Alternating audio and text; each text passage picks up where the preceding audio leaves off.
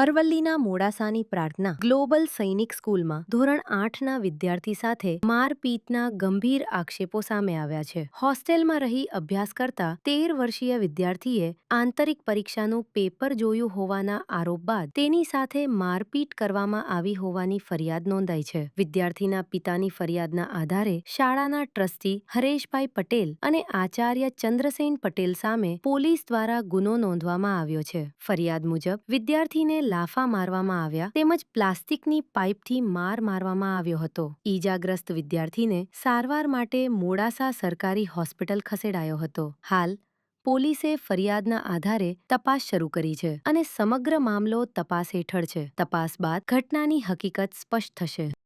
હું હરેશ પટેલ પ્રાર્થના ગ્લોબલ સૈનિક સ્કૂલનો ઇન્ચાર્જ છું અને સૈનિક સ્કૂલનો ડિપાર્ટમેન્ટ હું સંભાળું છું. જો મારવા બાબતે મને બહુ ખ્યાલ નથી, પણ બાળકે બે પેપર ચોર્યા હતા. 2 સબ્જેક્ટના પેપર પ્રિન્સિપલની ઓફિસમાં જઈને ચોર્યા હતા.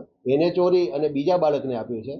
બીજા બાળક પાસેથી 2 સબ્જેક્ટના પેપર અમને પકડાયા છે અને એ બાળકે અમને આનું નામ આપ્યું કે સાહેબ મને આ લોકો આને મને મારું નામ ધ્રુવિલ છે. હું સ્કૂલ પ્રાર્થના ગ્લોબલ સૈનિક સ્કૂલમાં ભણું છું, ધોરણ 8માં. આજે હું નાસ્તાના સમયે નાસ્તો કરવા ગયો હતો ત્યારે મારા ડ્રીલ ઇન્સ્ટ્રક્ટરે કીધું કે તને ટ્રસ્ટી બોલાવે છે. તો હું ટ્રસ્ટીની ઓફિસમાં ગયો અને ટ્રસ્ટીની ઓફિસમાં એક છોકરો હતો 7માનો. તો એ કહેતો હતો કે મેં એને પેપર આપેલું સંસ્કૃત અને ઇંગ્લિશનું, જે કે મેં નહોતું આપ્યું એને. પછી મેં સરને કીધું કે તમે સીસીટીવી ચેક કરો. તો એ કહે છે કે તે મને ખરીદી નથી રાખ્યો, તું કોઈ હોતો નથી મને કહેવાવાળો.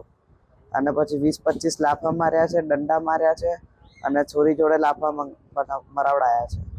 મદાપુર વિસ્તારમાં આવેલી જે પ્રાર્થના ગ્લોબલ સૈનિક સ્કૂલ છે ત્યાં ગત રોજ એક વિદ્યાર્થીને ઢોરમાર માર્યા હોવાનો જે મામલો સામે આવ્યો છે.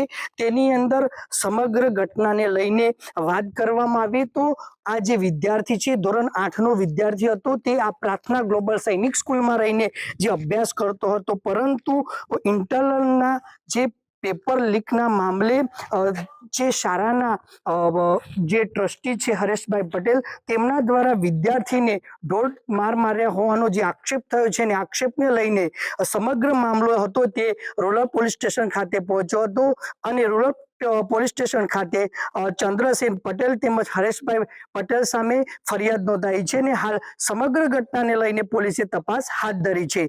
હિતેન્દ્ર પટેલ, ગ્રોથ નાઉ ન્યૂઝ, અરવલ્લી.